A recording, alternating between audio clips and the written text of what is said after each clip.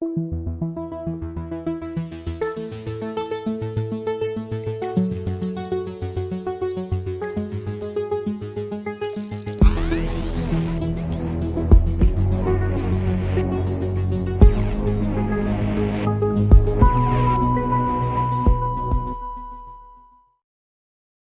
something I wanted to talk about from Paul Krugman.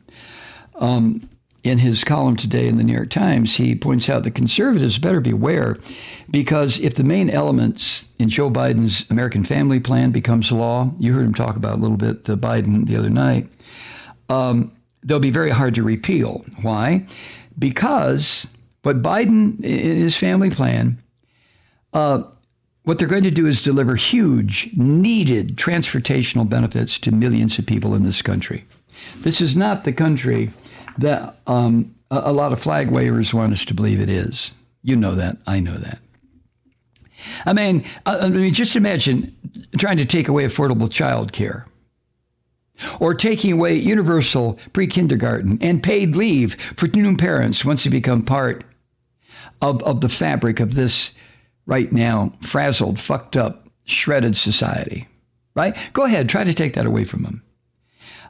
Krugman points out you'd face a backlash far worse than the one that followed the Christian fascist attempts to eliminate protection for coverage of pre-existing health conditions in 2017. Remember when the scum suckers tried to do that? Tried to take that away. And yet 70 million of these dumb fucks voted for Trump to be re-elected.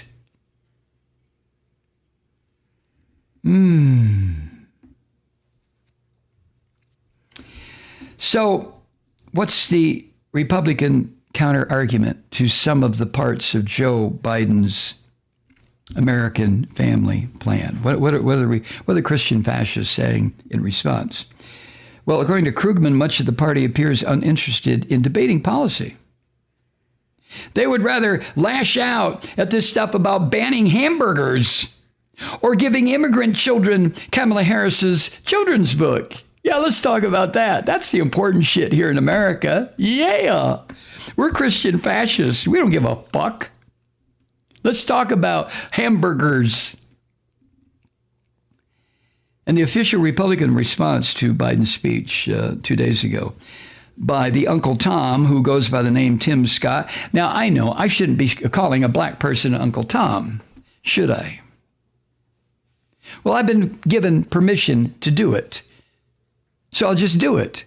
The Uncle Tom, that is a black senator from South Carolina, the only black senator in the United States Senate, Democrat or Republican. Come on, Democrats.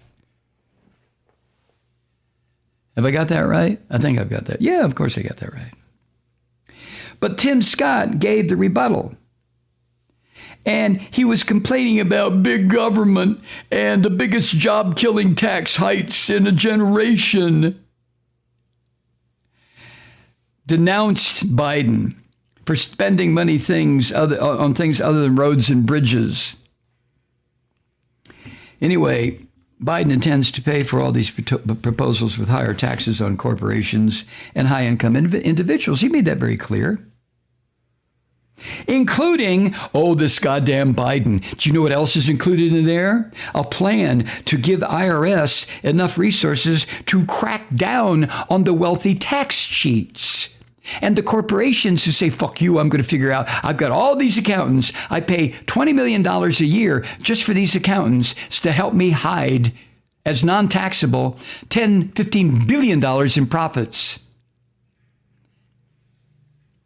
Biden is going to give IRS enough resources to wring these son of a bitches out dry. Isn't it about time?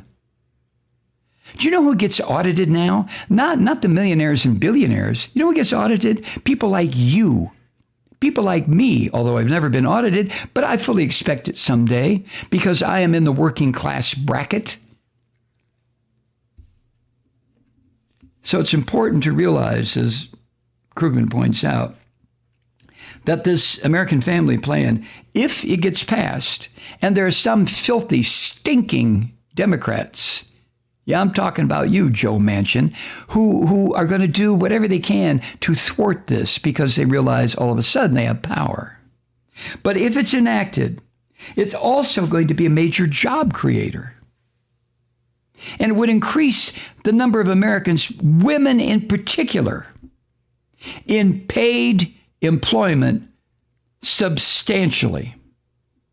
Probably by several million women who would be able to enter the workforce then, because there would be childcare, there would be preschool, and there would be a decent wage.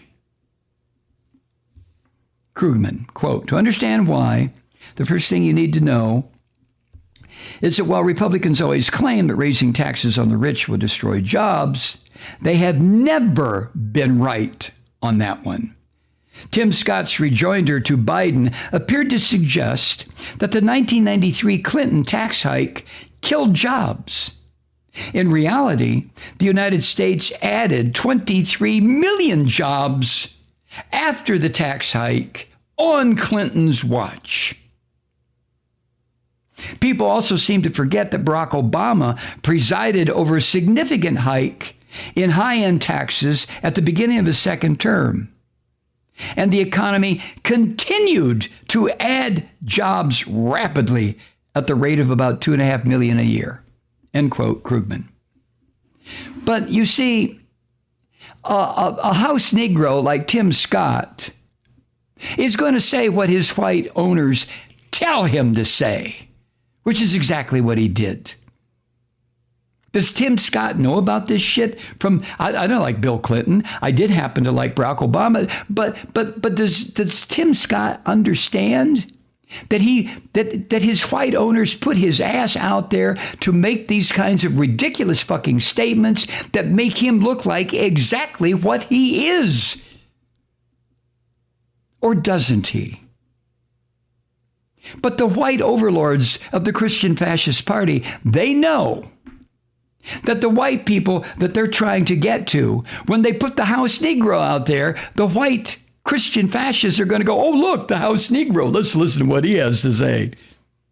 And they'll buy into this bullshit. Job killer? Tax hikes on the wealthy and on corporations? These are job producers.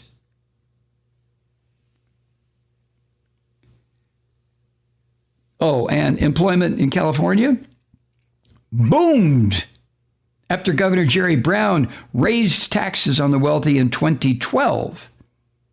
And California conservatives said that if it did happen, the state of California was going to commit economic suicide. This is what these white devils always say. They keep using the same bullshit line. And the white people, the Christian fascists who buy into this every goddamn time are either, as I said, clinically insane, or their brains have been so sucked out and replaced by Christian fascist bullshit that they believe it's true.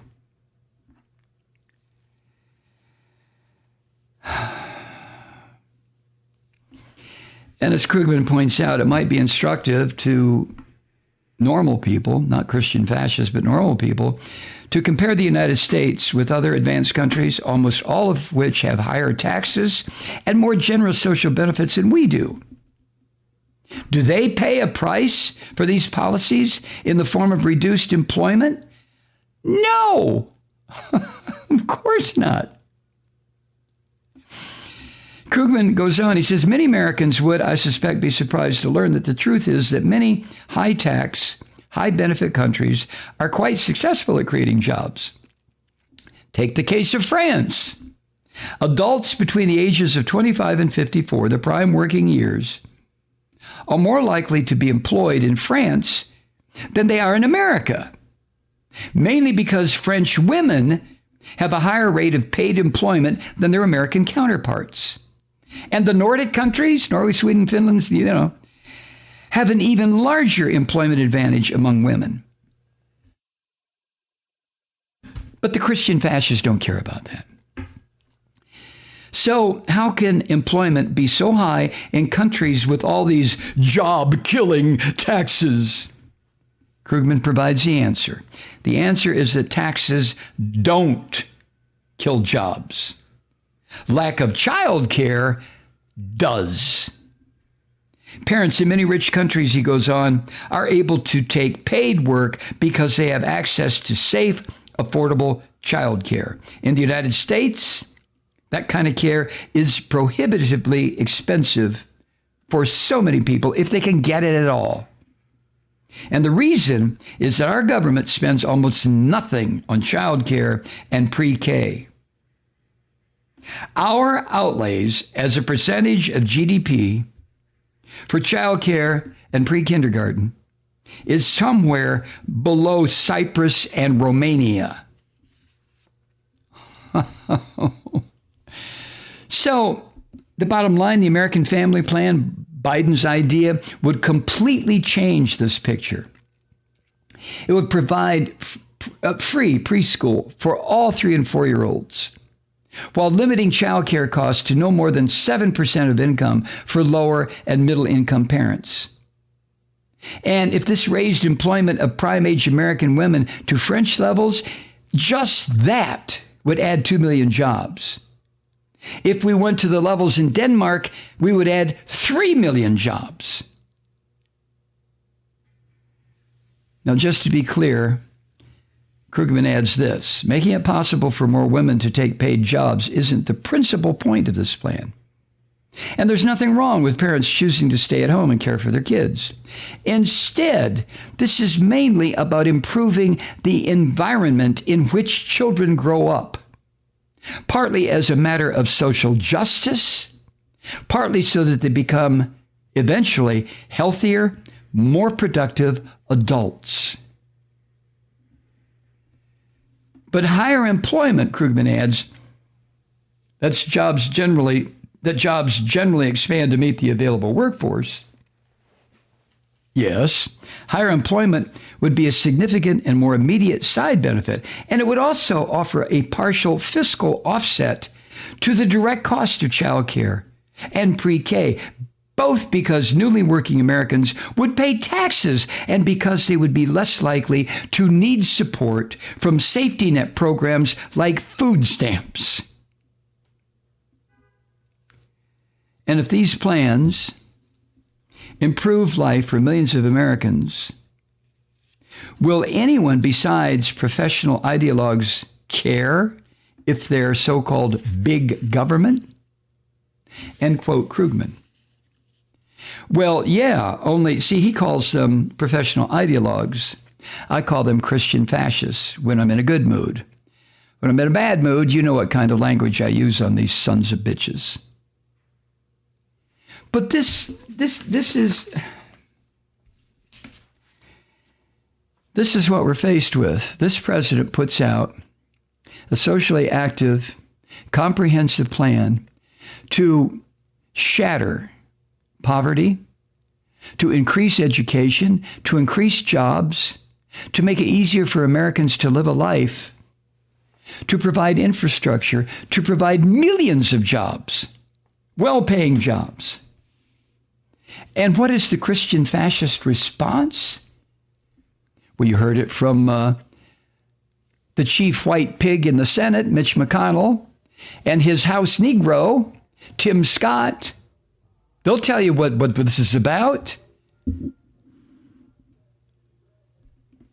So how much longer do we, as a percentage of our population, do we have people who listen to this bullshit? How much longer before the vast majority of Americans make this kind of fascist propaganda cease and desist, whatever? How much longer?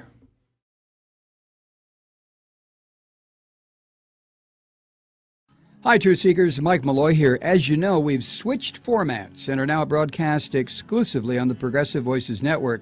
So that means you get fewer program interruptions, no corporate commercials, and lots of profanity.